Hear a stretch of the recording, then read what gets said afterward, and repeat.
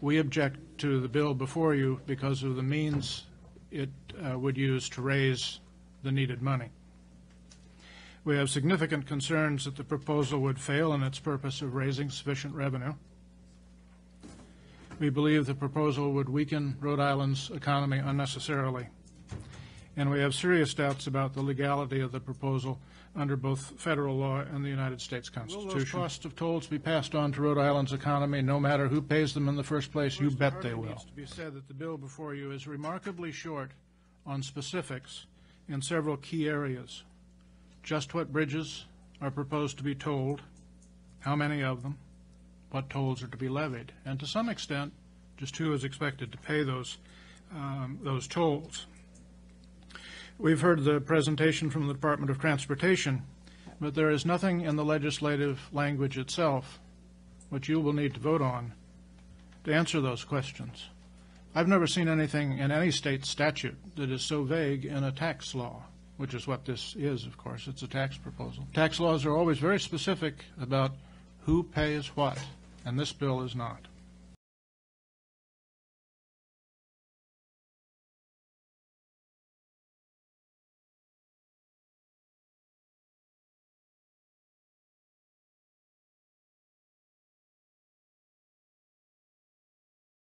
So you talk about what it's going to cost to a loaf of bread, and we're actually in the baking business.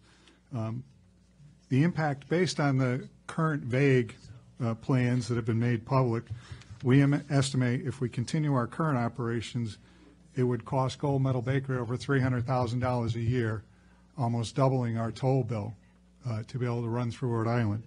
So when you talk about diversion, certainly for us it would be a consideration to locate our other facilities where we deliver to in different locations to avoid going through Rhode Island. Currently, we have a lot of trucks that transit Rhode Island from our facility in Massachusetts. We would consider moving those locations so that we could avoid transiting Rhode Island. And in fact, you would lose the money that we currently pay in fuel tax for driving through Rhode Island, and you would lose a portion of the IRP registration money. So there's diversion from not paying the toll, but there's also the lost revenue from the fuel taxes that we wouldn't be paying here and from our registration fees.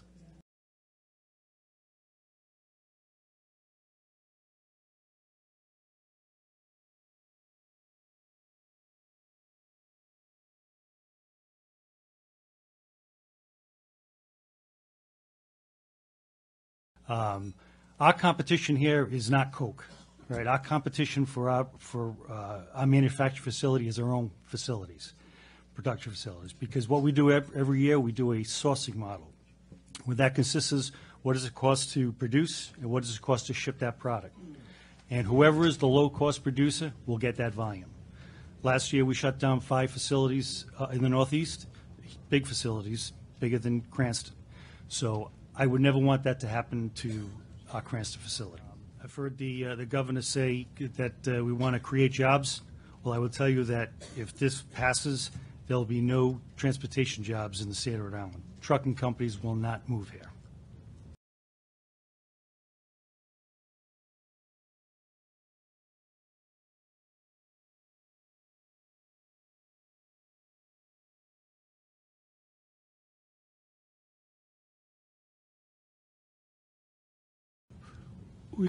We could be getting almost $200,000 a year in additional costs for being in Rhode Island.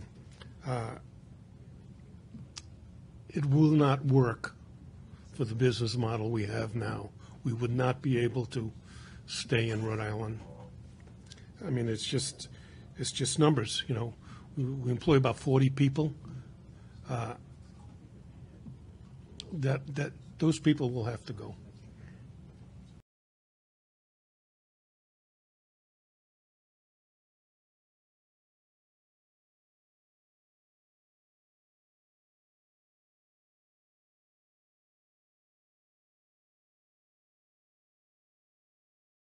Nothing has passed on tolls in Connecticut because people, frankly, don't trust the government to use the money that's generated by tolls on the kinds of projects that we're talking about here. There's been a lot of diversion and a lot of misuse of highway-generated funds in Connecticut to general fund purposes. It's anti-business to just tax trucks. Trucks are business. Trucks equal business.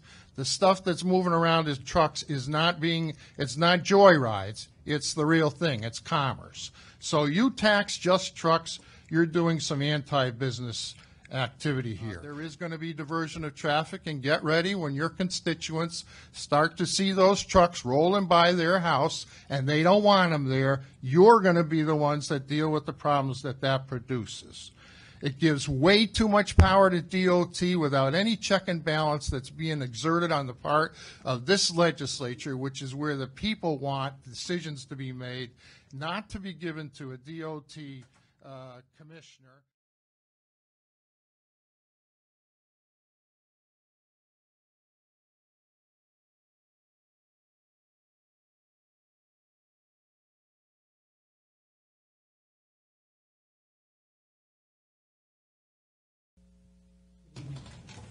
Good evening. My name is Steve Wright from Now Delivery in Lincoln, Rhode Island. I'm also part of the Rhode Island Trucking Association. And I'll be as brief as I can. I know this is going on quite long tonight. I guess as a business owner who's been in business 30 years in the state of Rhode Island, what we've seen for our industry is kind of the epitome of why Rhode Island gets a bad name, especially when it comes to doing business. We have a project here, a plan, that's going to spend $1 billion, and it's only going to rest on the backs of one industry. So essentially, we're asked to put a credit card or a checkbook down on the table for the next 30 years and just leave it open. Because at some point, maybe we're going to hit the numbers, maybe we're not going to hit the numbers. And so what's going to happen 5 years from now, 6 years from now, there's a new administration, you folks may or may not be here, and the numbers aren't being met. And that's what people like myself and other businesses, that I've spoken to in our industry. I just spoke to another trucking company in Pawtucket today that does a little bit of business in Rhode Island, but a fair amount in Massachusetts and other states. And what they pointed out to me, and I can verify it, is that all the other costs, just of a regular business in Massachusetts, are so much cheaper than Rhode Island. Workers' comp, taxes, insurance for your vehicles.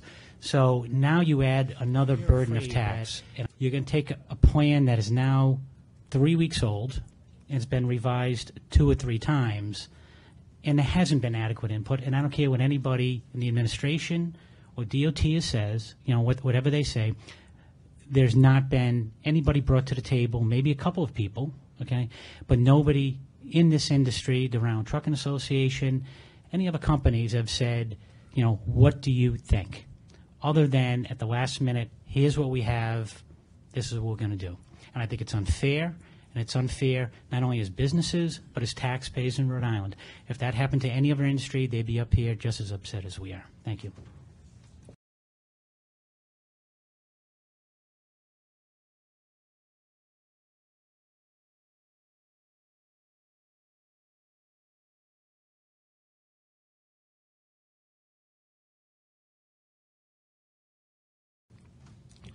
My name is Sid Goldman. I own a company called Greylon Foods. My son is now the 4th generation. We're 104 years old. We weren't always in the trucking business. However, in light of what just happened in the last few weeks, I also just got my health care rates for next year. Now it's going to come down to, do I stop paying my 58% for health care for my employees in order to pay for the tolls for my trucks? I do very little business in Rhode Island. I have several major companies that utilize our service because we're a refrigerated, frozen carrier. They might actually consider not coming to Rhode Island. We bring in probably 40 to 50 trucks a week into the state of Rhode Island, truckloads, in addition to my own 15. The gentleman pointed out it's 12,000 job years of employment. That's great. But what's it going to do to my 40 employees that aren't going to have a job because I can't afford it?